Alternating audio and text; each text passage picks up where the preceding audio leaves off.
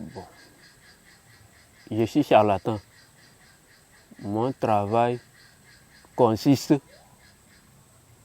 à sauver la vie humaine.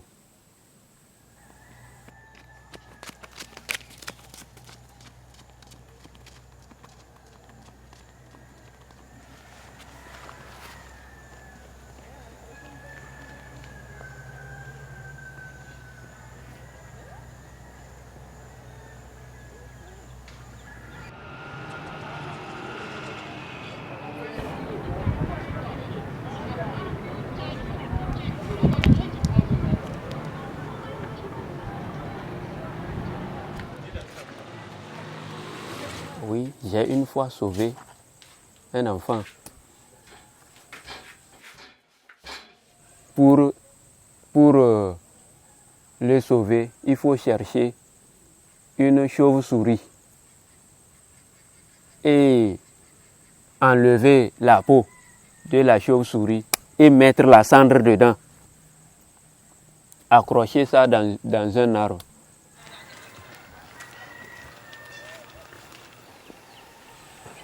Et il m'a dit de chercher une flèche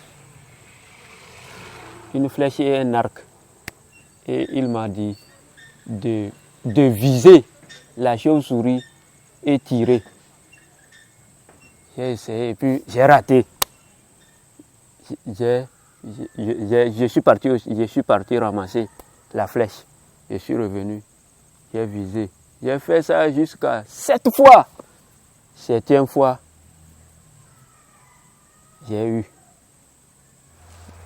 Quand la cendre a commencé à sortir, j'ai entendu un cri. Je ne sais pas d'où vient cet cri même.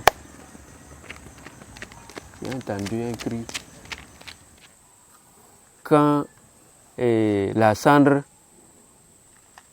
est versée, quand ça c'est fini, le cri s'est arrêté aussi. Et puis, sur la peau de l'enfant, c'est rien que des boutons. C'est rien que des boutons. Et l'enfant m'a montré que on lui a ramené son pot.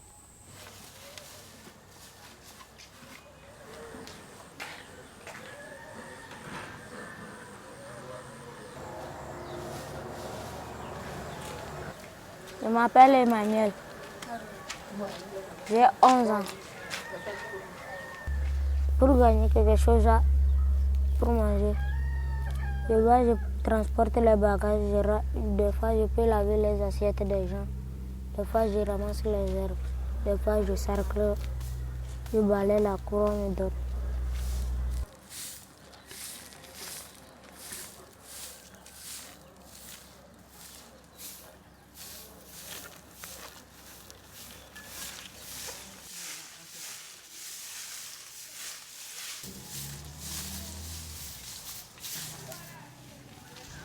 Des fois, pour jouer avec les enfants, je leur dis, je veux jouer, on dit non, parce que je suis sorcier, je mange les gens, j'arrête les gens. Quand Emmanuel est né, la mère, il est resté avec sa mère. À 2 ans, le père ne donne rien. Et la mère a pris Emmanuel un jour à aller déposer chez son père. Son père a pris un titan venir. Il y avait la grand-mère d'Emmanuel à Nyamtouissi. Il est venu, il a déposé Emmanuel et il est parti. Et je suis partie pour voir exactement. Je l'ai trouvé dans la cuisine la nuit et je l'ai pris pour amener dans ma maison ici. Emmanuel n'a pas dormi à la maison. Après, il me dit qu'il ne peut pas dormir chez moi, qu'il y a une femme qui vient lui faire sortir la nuit, qu'il ne peut pas dormir.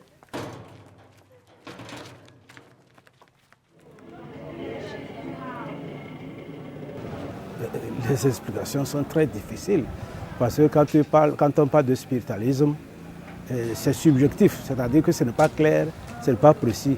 Mais c'est des gens qui, dit-on, font la mendication de chair humaine, c'est-à-dire qu'ils mangent la chair humaine en les transformant en chair de porc. Donc voilà pourquoi le plus souvent quand quelqu'un est malade, on dit que c'est un sorcier qui l'a mangé. Et par ça, c'est une opinion commune. Et c'est pourquoi ils sont un peu considérés comme des gens à part, comme des sorciers qui font du mal.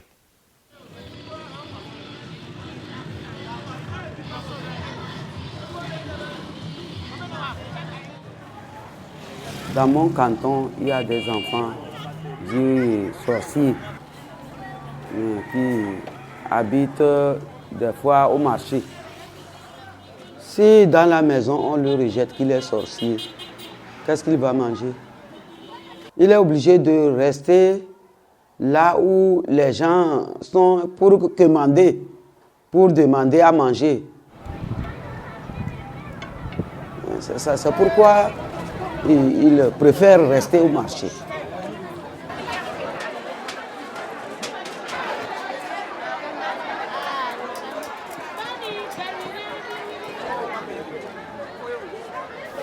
Ma grand-mère ne me donnait rien. Un jour, je me suis levée aller au marché pour chercher à manger.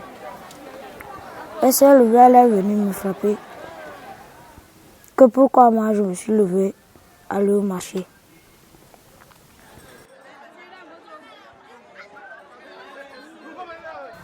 C'est le jour-là, elle m'a demandé pourquoi moi je ne veux pas dormir à la maison.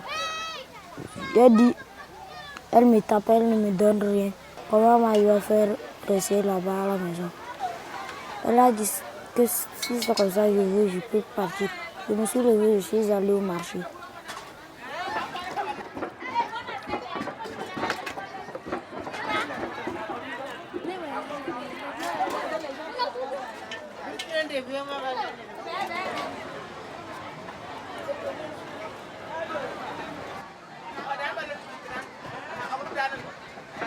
Moi, les jeunes disent qu'il est sorcier, qu'on ne doit pas le prendre. On le renvoie, on me dit, moi je ne peux pas le renvoyer comme ça. Parce que je ne vois pas ce qu'il fait là, je ne sais pas. C'est ça que je dis qu'il peut manger les gens. Moi, il ne peut pas me manger. Il ne peut pas me manger. Parce qu'il sait ce que je lui fais. Il est là. Il sait ce que je fais.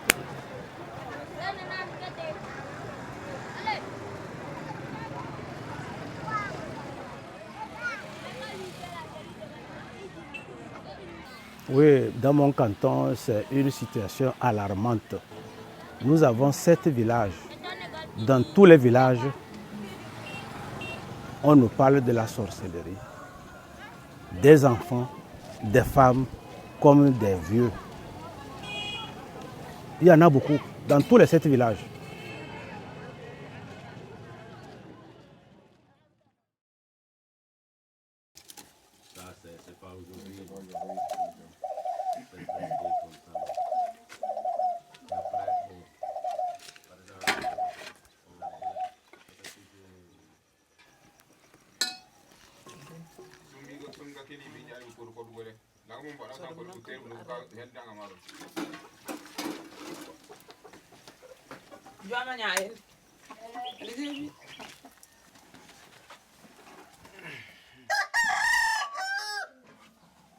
Bon, je m'appelle Daniel Bakoma.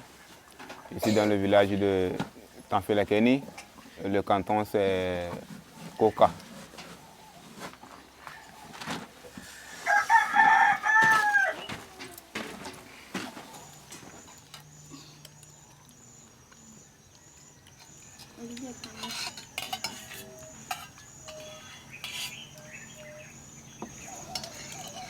Je m'appelle Badieba Jean-Paul.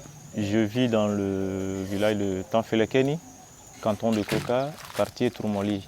Ici, je vis aussi avec ma femme qui s'appelle Sylvie, les 2 enfants, Olivier et Viviane.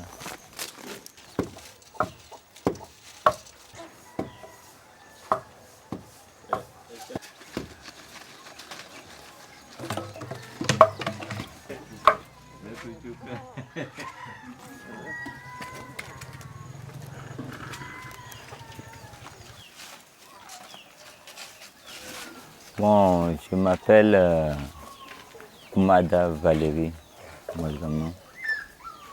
Je suis dans le canton de Koka. Koka, mon village, c'est Tanfelakeni. Et plus précisément du quartier Nyunkoka Lamaga.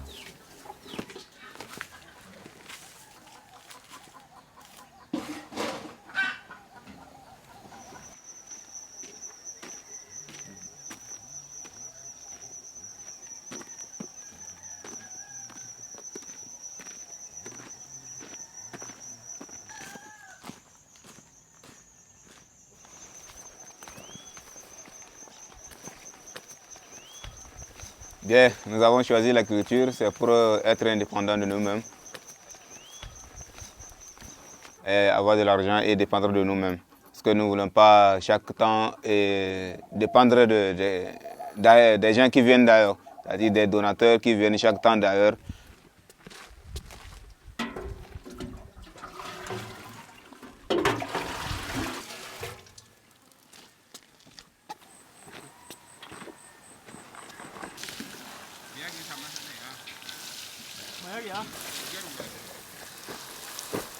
Bon, créer une ferme la première année est l'année la plus difficile parce qu'il faut d'abord expérimenter le sol et deuxièmement, nous avons le problème de l'eau. Nous n'avons pas suffisamment d'eau dans notre forage. Ça, c'est aussi une difficulté parce qu'il faut de l'eau pour arroser les plantes et de l'eau aussi pour faire vivre, tourner le projet.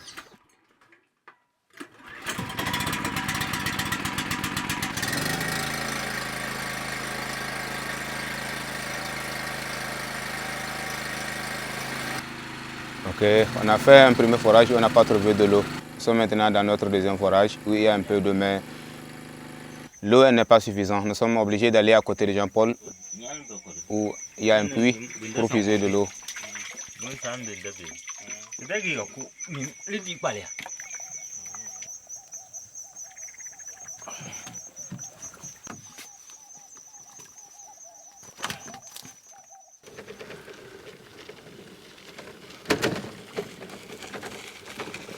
Donc pour cela, dans les prochaines années ou bien dans l'année prochaine, au cours de l'année prochaine, nous voulons qu'on fasse encore un deuxième forage, parce que ce forage est vraiment en de la peine.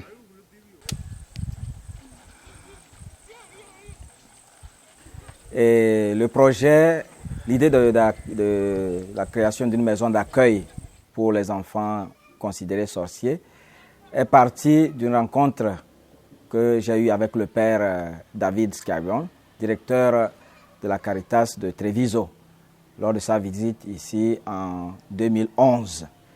En effet, dans la cour, on avait des enfants, dont Emmanuel, qui viennent souvent demander de l'aide, etc., parce qu'ils sont chassés de leur famille, sont abandonnés, parce qu'on les considère comme des sorciers.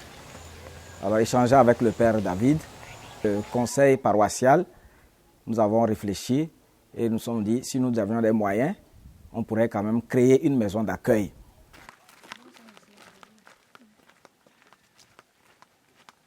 Au lieu d'avoir une maison d'accueil et après nous poser la question de savoir comment la faire fonctionner, on va penser d'abord à son fonctionnement et à son autonomie future. Alors nous avons, avec le père David et les populations, surtout ceux du canton de Koka, nous avons pu acquérir 10 hectares de terrain que nous voulons exploiter, donc comme une ferme agricole, qui sera maintenant la ressource qui fera fonctionner le centre.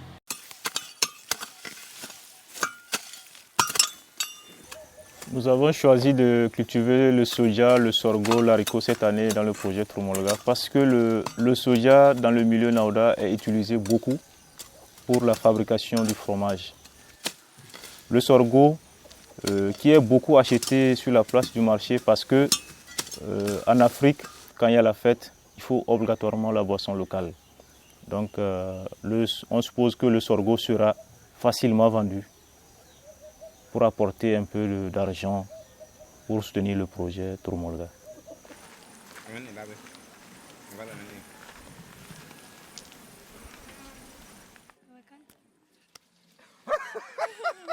Le projet est géré non seulement par les ouvriers qui travaillent sur le projet, mais c'est le conseil qui décide. Donc, et tout le monde, chaque conseiller donne sa participation et on choisit ce qui est meilleur pour le bien marché de notre projet.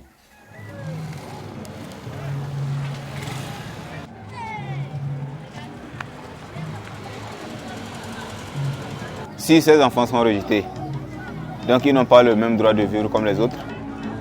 Non, ils ont le droit de vivre comme les autres. Donc si ce centre est créé, c'est pour que ces enfants qui sont abandonnés jouissent aussi des mêmes conditions que ceux qui sont chez leurs parents. S'ils sont comme ça logés, encadrés, peut-être il y aura des gens parmi ces enfants qui feront de bonnes choses.